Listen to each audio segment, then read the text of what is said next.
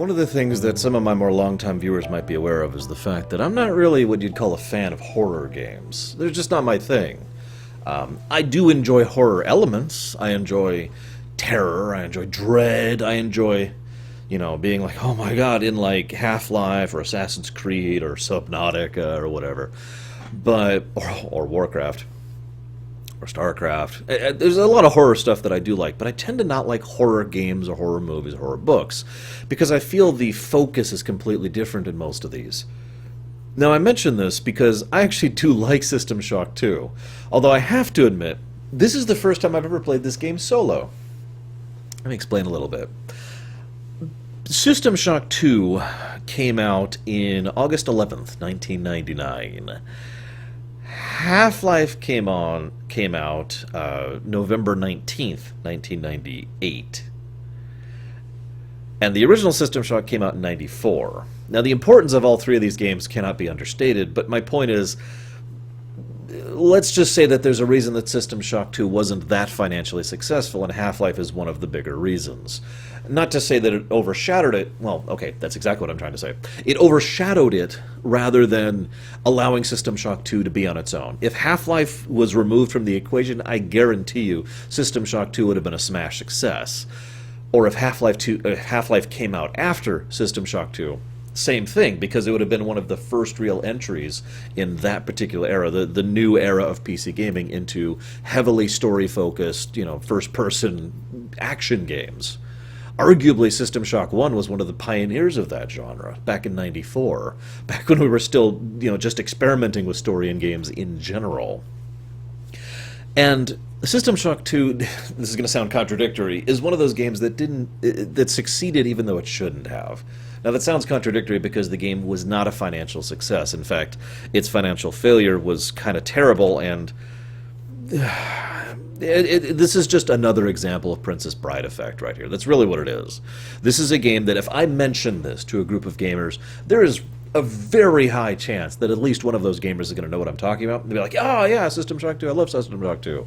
I could just bring this game up casually during a stream, and have done so many times, as an example of certain excellent concepts in game design, and people will be like, yep, know what you're talking about. Because it's System Shock 2. It's considered one of the classics now.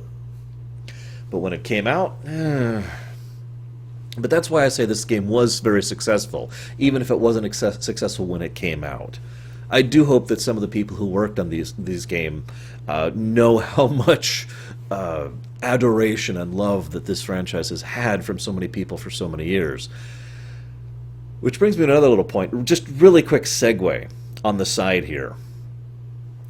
In looking into the behind the scenes for System Shock 2, I learned a bit about the creation of System Shock 1, which was interesting, but I'm not really going to share it with you, and System Shock 3. Somehow this one just completely bypassed me. I feel like I commented on this news-wise, but when I last looked into the System Shock 3 thing, it was just the realm of rumor. Apparently they are actually working on that, and they've actually gotten the original developers and creators, including most notably the woman who both did the dialogue and voice acting for Showdown. Now, that was news as of 2 years ago. Given a typical gaming cycle, probably within about 3 or so years, we'll probably see something really develop from this.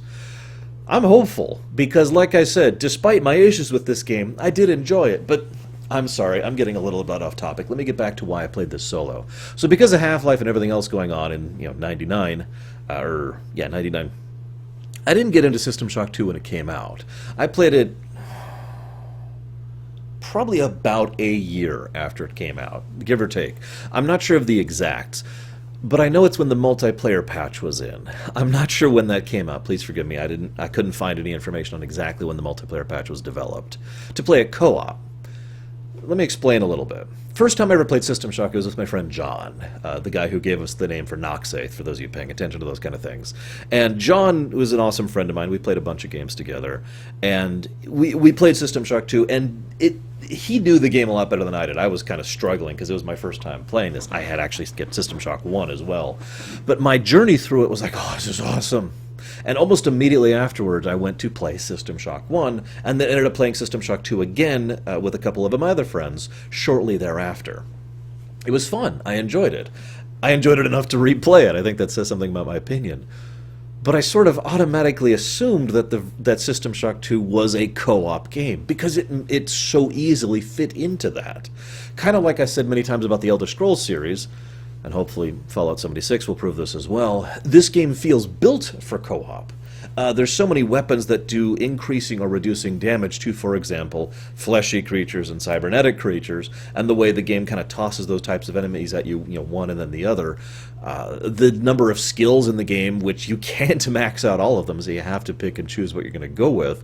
All of that leads to the idea that you plus a buddy can go, fine, okay, you focus on exotic weapons, I'll focus on energy weapons, you get, repair, you get modify, actually, because repair's kind of crap, and I'll go ahead and get research, and then we'll both get hacking.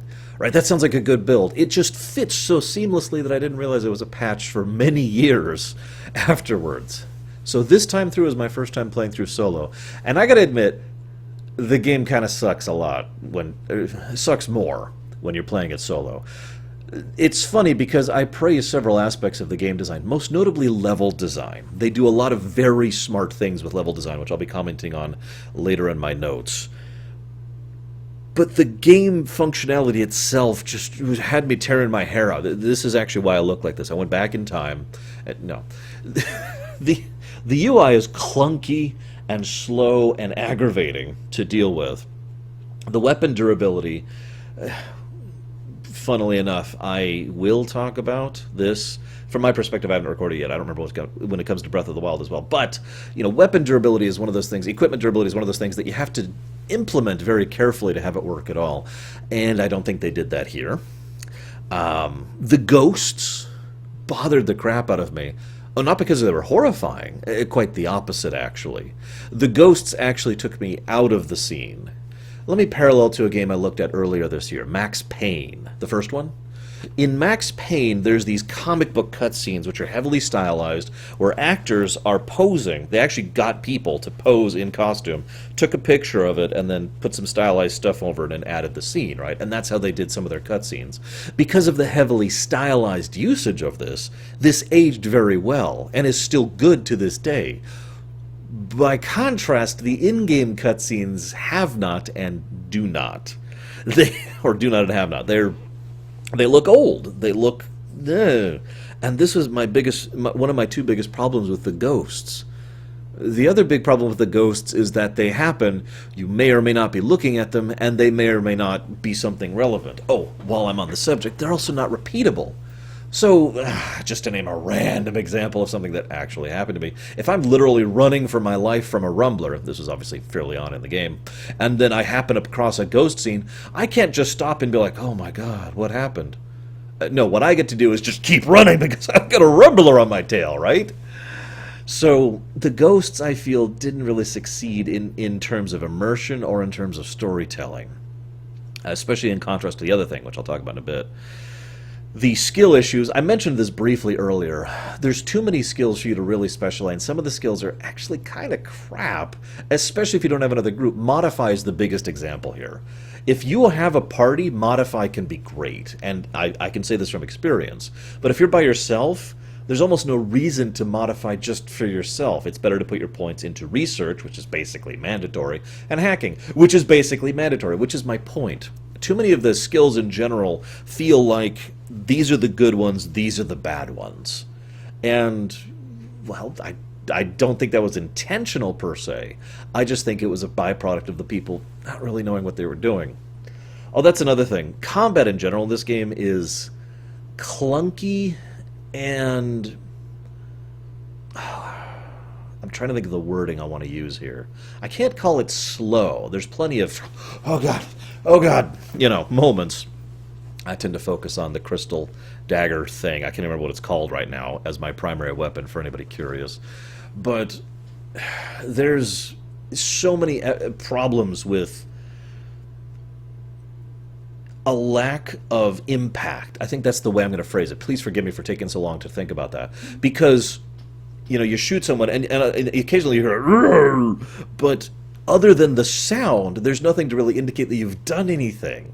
And there's no feeling of the fact that you're in combat. It feels, I know it's going to sound like a weird comparison, but it feels like I'm selecting a button which is then making someone do something, which is then making an impact happen. I feel completely detached from the combat at all points in time. And that really pulled away from the enjoyment of the game, because so much of this game is centered around combat. It's actually probably the biggest thing the game is centered on in general is combat. You know, an action RPG. Anyways. Looking at my notes here. I also have to admit, I'm glad that Night Dive Studios has basically solved the legal issues. I've talked many, many times in many, many works of fiction about how rights issues can lead to garbage.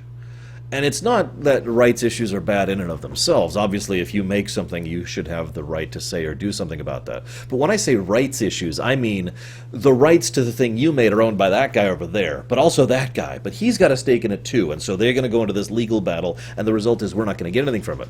Regardless of what you have to say with your original creation. That's rights issues, and that's what happened here. Until Night Dive showed up and was like, and basically bought all the rights from EA, and I forget the other company, and hence we have the System Shock 1 remake, which I've been following loosely. It'll be curious to see where that one goes. I admittedly was never a huge fan of System Shock 1. I played it once through, it was fine, and then I moved on. And System Shock 3, which by contrast I'm a lot more looking forward to, especially since it actually is going forward with the story after System Shock 2. But I digress. I've talked about a lot of negative things about this game. I had to get that out of the way because A, I prefer to start with the bad, and B, I'm going to be doing nothing but praising the ever-living crap out of this game from this point onward. There is a reason I still love this game and still enjoy going through this game for the 4th time through? I guess like 4.5 time through. I want to talk about a couple of things that I liked. I'm sorry, one last thing I didn't like. I actually forgot about this. The respawn mechanic. As weird as this may sound, I didn't like respawning. I felt like they should have just gone with a straight-up load state thing. You know, you died, so reload a save. Instead, they have an in-universe explanation of you being rebuilt at the respawn station. Now, the way they hand-wave that away is pure magic. Like, most of this setting is actually surprisingly grounded and surprisingly scientific. Those respawn stations are just magic. The other thing, though, that weirds me out is it feels, again, like that amateur thing, like they had an idea but didn't know how to implement it, because there are certain points in the game, notably towards the end of the game, where you can't respawn. You don't have that ability. So if you die, you have to reload a save. But the problem is that almost feels like the same thing, because you just die and you go back to the last time you saved, which may or may not be at a reload station. And so, functionally, in gameplay terms, there's not a lot of difference between dying and respawning or dying and reloading. Which is why I say they could have implemented this better and done something more with it. You know, implemented different kind of features or have a more severe or even a lighter penalty for failure. Something. Okay, on to the good, I swear. I love the way you can buy stuff from terminals. I know this is the weirdest thing to comment on, but it's probably my favorite example of world building in this game. They do a little bit of world building. We learn about how Earth is going and how the UNN basically took over after the results of the first System Shock and blah, blah, blah.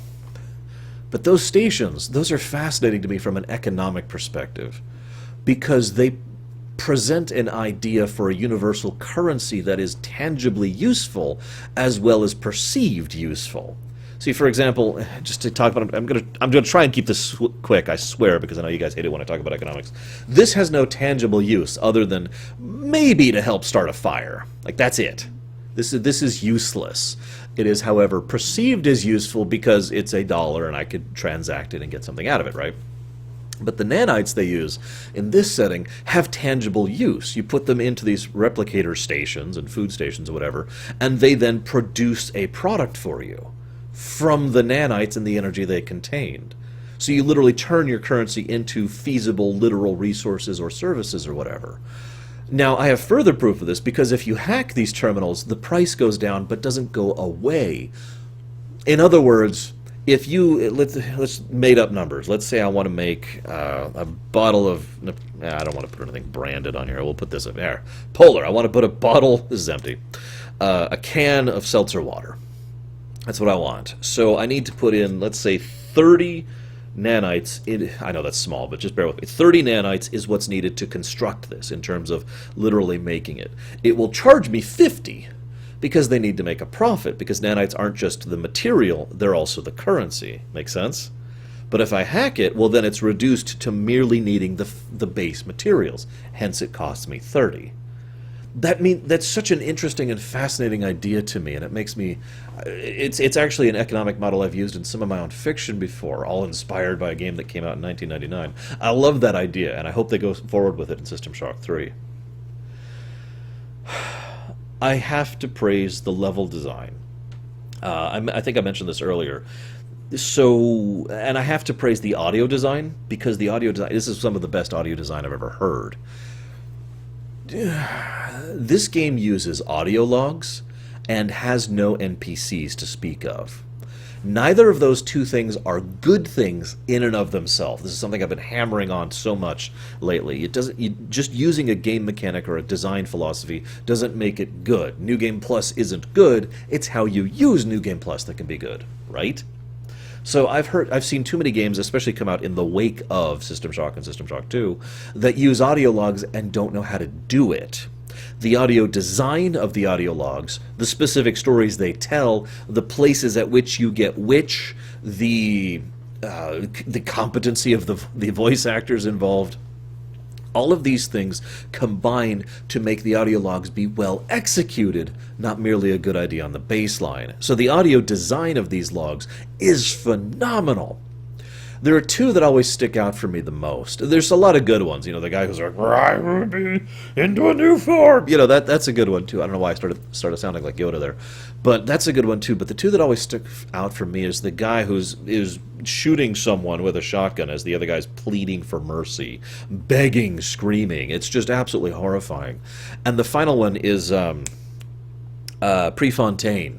Prefontaine, as he is, his entire thing is great, but his final one is, you can tell the man is panicked and barely keeping it together, and he's pushed in, and then you hear the teeth come down and crush him, and you also start to hear the teeth grinding him down as it eats him.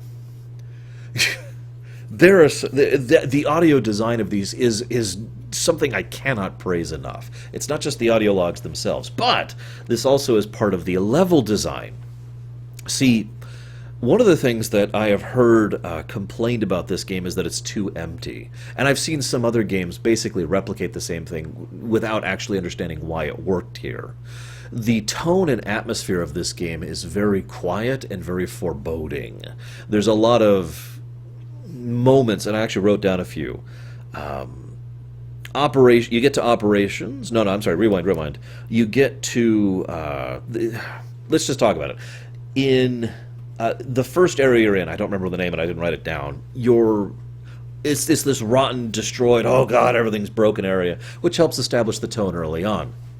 But then you go to engineering, and the tonal shift from between that to engineering is huge, because all of a sudden engineering is well lit and mostly clean, and there's occasional bits of the many and occasional bits of blood, but for the most part, it's normal looking, which completely shifts the perspective and mentality of that. And of course, just before you get to engineering, you fight one of those maintenance robots. And that maintenance robot and the audio logs arranged around there allow you to get a hint of what's coming. And the game does this constantly. You get a maintenance robot before you go to engineering. You fight a midwife, just one, before you go to hydroponics.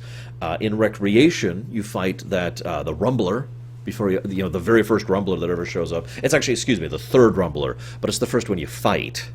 The game does this constantly. It's why I praise the level design.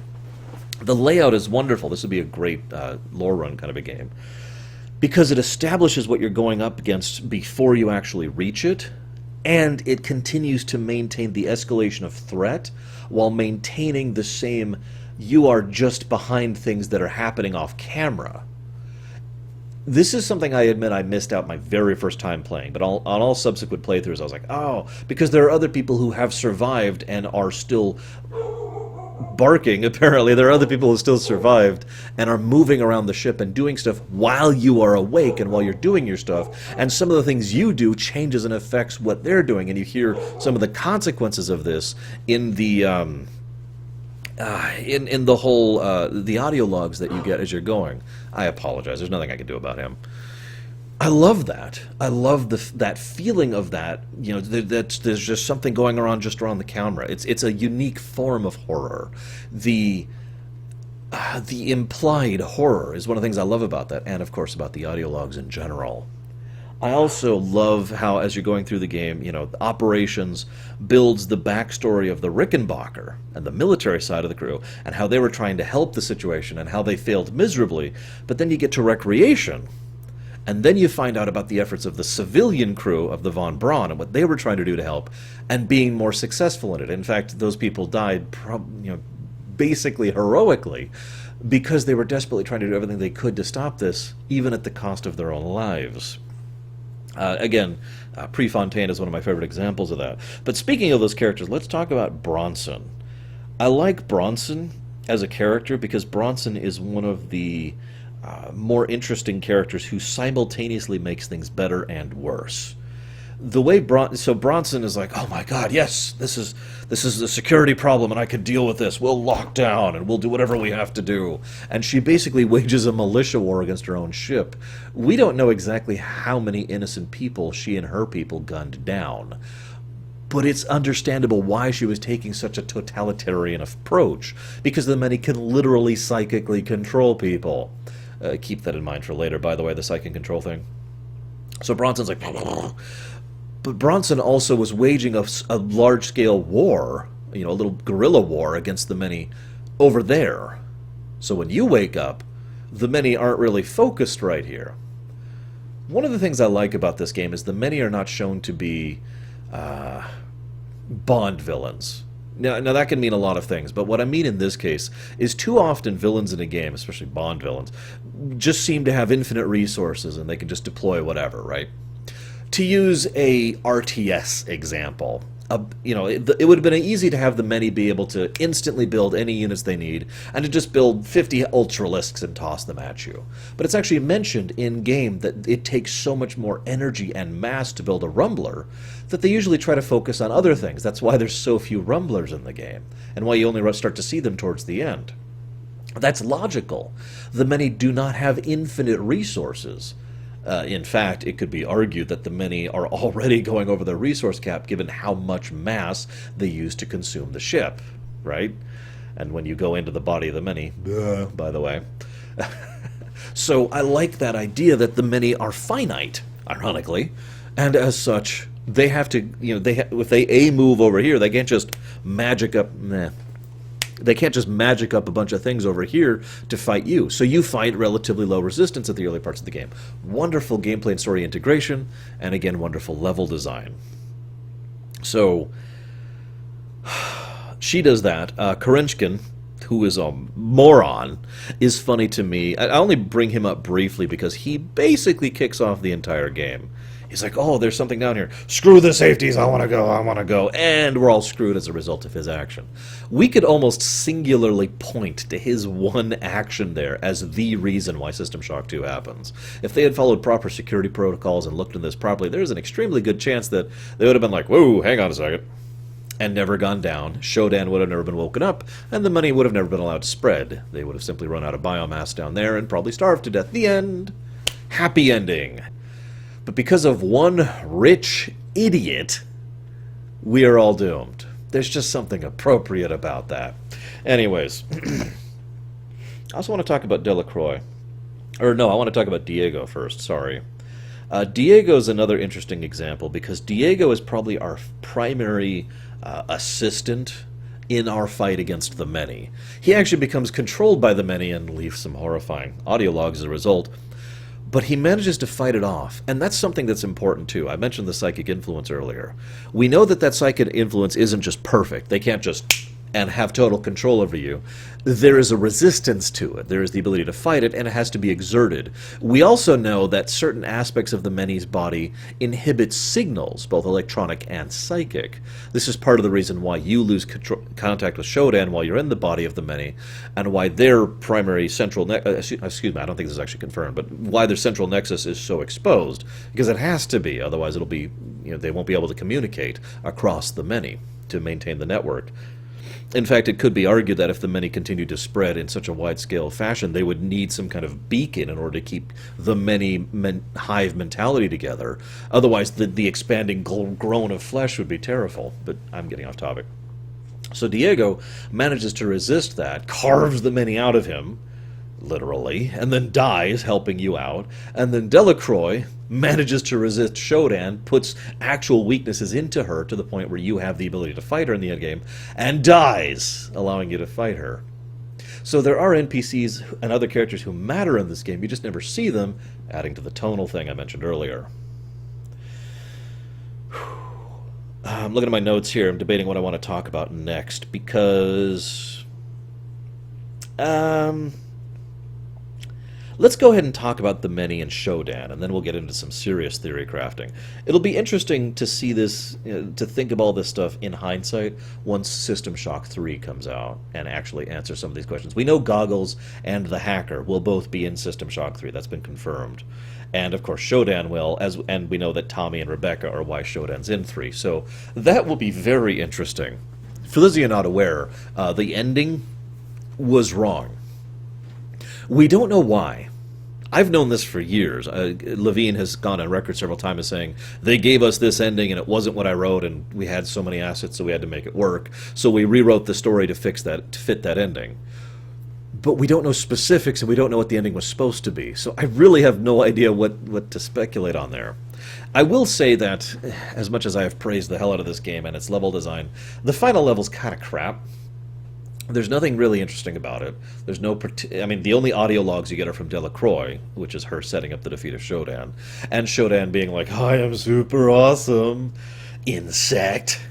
And while there's some interesting visual stuff going on, they don't really bother to do a lot with anything that would be considered good level design. All of the shine that was put into the previous levels is just absent. It feels like they're all like, oh crap, okay, and they just tacked it on right at the end. And it's like, okay, now let's get to the boss battle with Showdown. Okay, we're done. Whew. That being said, before I continue talking about Showdown and the many, I want to say something. If you have not played System Shock 2 all the way through, let me just go ahead and recommend it really quick.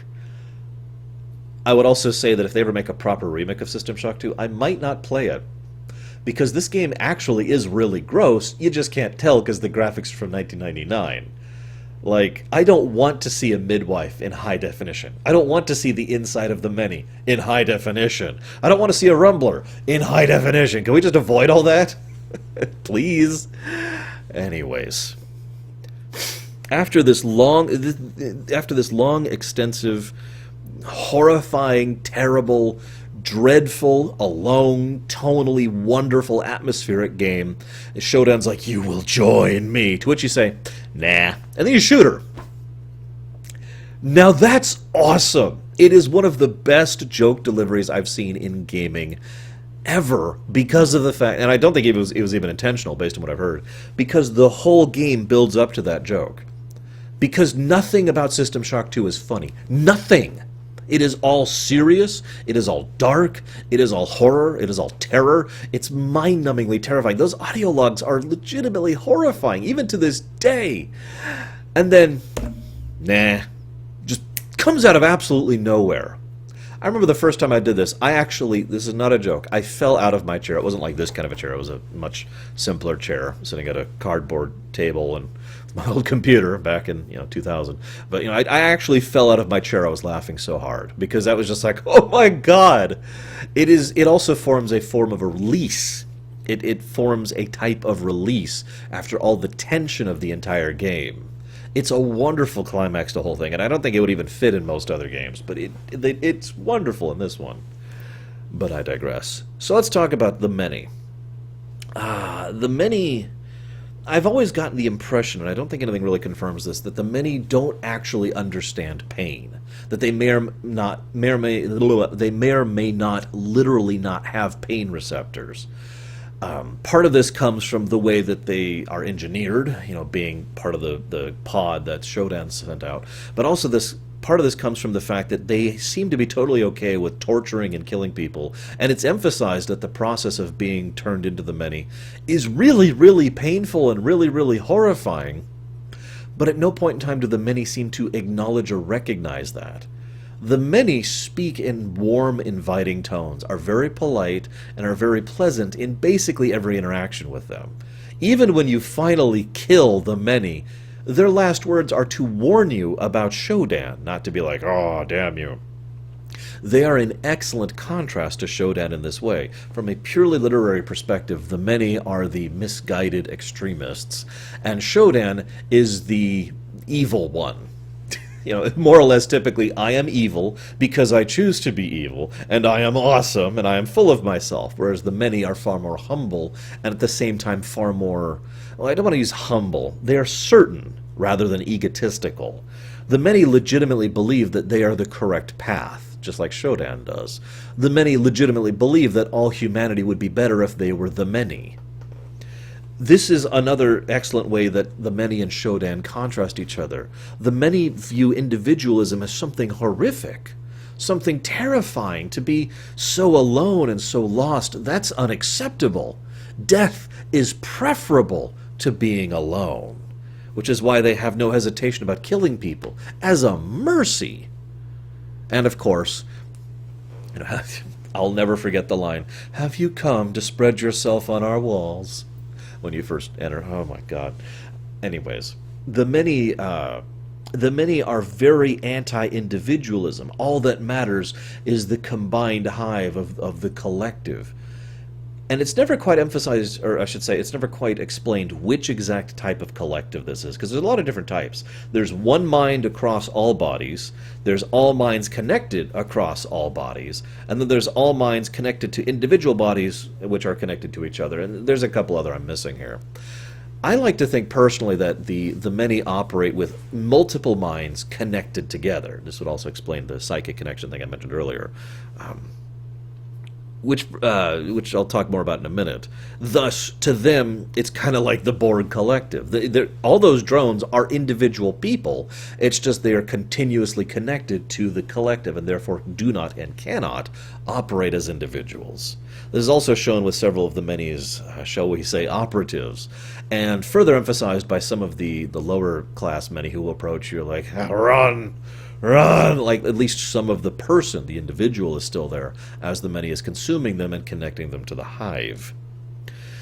The many also believe firmly that flesh is right and everything else is wrong, which is gross, but as weird as this can sound, is actually a more understandable mindset than it seems. Obviously taken to an extreme, it's just gross and horrible, but hear me out for just a second. Holding someone's hand is a unique sensation. It can mean a lot of different things. You could hold the hand of a lover. You could hold the hand of a friend. It's like, we got this. You could hold the hand of a business person, a handshake, that kind of a professional thing. You can hold the hand of a child or an older person who is, it's just, hey, grandpa, or hey, grandkid, right? That tactile connection of flesh is something that has significant to us and is a significant part of how we perceive things and our culture and our society. It is usually perceived, as long as it is warranted and wanted, to be a good thing. You kind of already see where I'm going with this, I'm sure. The idea that flesh is a good thing is not exactly that alien of an idea if you sit back and think about it from a less extreme perspective. Let's go with the romantic perspective, because that's the easiest way to put this. I mean, most people aren't as big in hugs as I am. Which would you rather cuddle at night? A chunk of metal and plastic, or a person who happens to love you and you love them? I mean, when you think of it in those terms, it's a little more understandable. But of course, that's not taking it to an extreme, which is exactly what the many do, and that's consensual, which is what the many do not do. This is the way that the many and Showdown are connected. Both of them insist that they are right, and anyone who says otherwise is incorrect at best, and flagrantly evil or wrong at worst. They force their way upon someone else. If someone grabs your hand in the middle of a crowd and just starts yanking on you, that's not a pleasant sensation anymore, is it? Because it's unwarranted. It's unwanted. It is being forced upon you.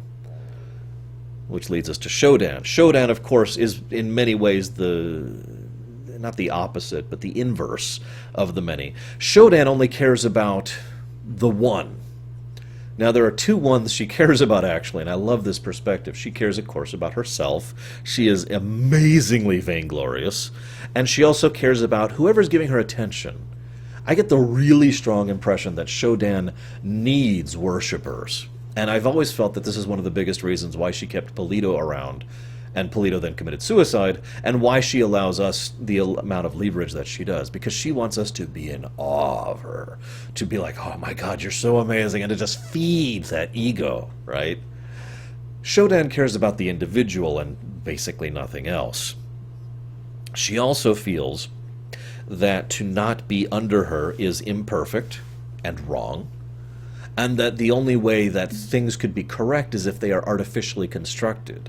Now, the words artificially constructed can mean a lot of things, but in this case, I mean very specifically metal, cybernetic, robotic, that kind of a thing. She actively goes out of her way to say how disgusting and awful flesh is. And funnily enough, it's easy to get her mindset too if you pull it back from an extreme. I don't want to get too awful, but let's say you've seen someone whose innards, right around here, the guts, I know you can't see it because of the camera, but down here, have actually been spilled out in front of them. Now that is gross and awful, and my heart goes out to that person, because that person's probably going to die. That is a terrible thing, and too much flesh is a pretty bad thing too. There's a lot of aspects of our real life existence that most people just kind of mentally go, nope. Hell, I probably do that more than most people. I have little mental blockers on most of my life to not acknowledge the biological nature of my existence. Otherwise, I'd be disgusted 24/7 because I'm a walking flesh ball, and that's gross. Hence, you could see that perspective and why it would be better. That's why I made myself into a lich so many years ago, so I don't have to deal with that anymore. So is it so ununderstandable to perceive why you would want to be a fully cybernetic, fully mechanical, fully robotic life instead of that? Again, we can kind of see, if you pull both perspectives back from extremes, they're a little bit more understandable. Also, I have to point out the irony of the fact that humans made Showdown, who insisted that she surpassed them, and then Showdown made the many, who insisted that they surpassed her. Anywho, I also want to give special credit to the woman who voiced Showdown, which I didn't write down because I'm stupid. Yeah, I don't even have the thing up. Whatever. She's awesome. She's the woman who's coming back to voice her in System Shock 2. She's already voiced her for the teaser if you haven't heard it yet. And I think that her and the audio mixing, the audio design, is one of the biggest reasons why Showdown is such a memorable character. She's been listed in the top lists of top 100 for villains for the last decade and a half. And I believe a lot of that is on the strength of the performance and the editing done in her voice, because Showdown herself is only moderately interesting of a villain, certainly not top 100 material, until you take into account that performance, that presentation, which again emphasizes one of the things that System Shock 2 really is good at: the audio logs, the level design, right? It's all about executing a good idea well, which they did do with these aspects. I want to talk briefly about Goggles, the main character, for those of you not aware. If you pay attention to the dates on the timestamps for the audio logs, most of them end on the 12th of July. Now that's interesting to me, because you wake up on the 12th of July. Now, I can't imagine that's a coincidence, but at the same time, I wonder how much that timeline fully syncs up, and which people should still be alive and which ones aren't as you're getting up. It also depends on how long you take to do certain actions, but I do like the idea that Showdown only got you up because she had no other choice, that she was losing the war against the many, and that was unacceptable. I also have my pet theory about Tommy and Rebecca, which will be, of course, most likely showcased in System Shock 3. Tommy and Rebecca get out, and Rebecca's like, "Hi, I am Showdown." Rebecca is mentioned earlier as being sick, and then they escape. It isn't that far out of bounds for me to think that Rebecca hit one of the auto docks. And Showdown, who has already shown a propensity for, just in case I fail, might have downloaded a copy of herself into Rebecca, into some new hardware that was installed in Rebecca, to ensure that she escaped should the many win. Because remember, she was losing right about that point in time. So that just makes perfect sense to me as well. It would also mean that the Showdown we fight in System Shock 2 is actually technically a different entity than the one in 1, and if I am correct about my theory, would make the one in 3 a different entity than the one in 2, since each of these are copies, but I digress. Why is Goggles immune to the psionic abilities of the many? We can hear them. They talk to us plenty. They even show us a vision of the Hive very early in the game, and in the second area, actually, as kind of an info dump / foreshadowing. Also, colonoscopy gross, blah, blah, blah. Moving on. I know about the video. Bleh, moving on. I find myself really debating that, because to my knowledge, no answer has ever been given for that question, why we were immune to that influence. Now, by my reckoning, by all the theory crafting I've done with friends and online, there's 3 general categories of answers for why it is we're immune to this. Number 1 is the most obvious. We just are. We're not the only one. I wrote down his name. What's the other guy? Blah, blah, blah. Oh, God, I can't read my own handwriting. I can't read my own handwriting. Bayless? I can't think of his name. There's another guy who's mentioned in the audiologs who is immune to the many psionic power. And some people just are. Some people are just either genetically predisposed or happen to have that ability or whatever. And I do kind of like the idea that we are just immune just because. It would make perfect sense that Showdown would want one of those people who is proven to be immune to be her agent. Which brings me to the second theory, that Showdown specifically put stuff in us, in the incredibly illegal cybernetic implants, in order to make us immune to it, which presumes that can be done, but may or may not be true. I don't know. The third possibility is a little bit different. The third possibility is that we are not immune, merely resistant. And this would also explain why we are in such a rush throughout the course of the game to stop the many, and why we are willing to be allied with someone like Showdown, who fairly, about halfway through the game, openly reveals herself as Showdown, and freely admits, yeah, I don't give a crap about you, and your species is pathetic, and you're pathetic, get on it. She's obviously not on our side, and obviously is willing to wipe out humanity. But if we are not immune to the many, and in fact are starting to fall into their sway, we would thus be more inclined to be in a hurry to get rid of the many before we start dealing with Showdown. It's also possible that the player character we play, I've heard this theory, but I don't agree with it, which is why I'm mentioning it as a fourth option, that we are literally a pawn of Showdown, that we have no will or whatever. Will you kindly go defeat the many, that kind of a thing. I don't agree with that. Mainly because of the ending. If that was true, none of our ability to resist Showdown should exist, unless we're going to really hand-wave some of Delacroix's influence onto this, which I suppose is possible, but I don't buy that one personally. As ever, I'd love to hear your guys' thoughts on exactly why you think Goggles is so resistant to this. And I also am interested in what you think Goggles' identity is. I've heard 2 predominant theories. One is that we're guy whose name I wrote down and don't remember. I want to say Bayless. That's what that looks like, but I don't remember his name. He's only mentioned like twice. The other guy, the psionically resistant guy, it's possible we are him, and we play as him as we're going through. Or one of the other biggest theories I hear is that there's a soldier who shares the same model as us who commits suicide at a certain point in the game, and that we are that guy. I'm not sure what I think of this. I'm not 100% sure which theory I subscribe to there. If I'm being honest, I think that the writers didn't quite think that through and just made us another guy, and thus there's no answer to that. But I suppose we'll find out in System Shock 3, or maybe we never will because it's not important. I hope you've enjoyed me rambling about this excellent game with flaws, and I hope I will see you guys next time.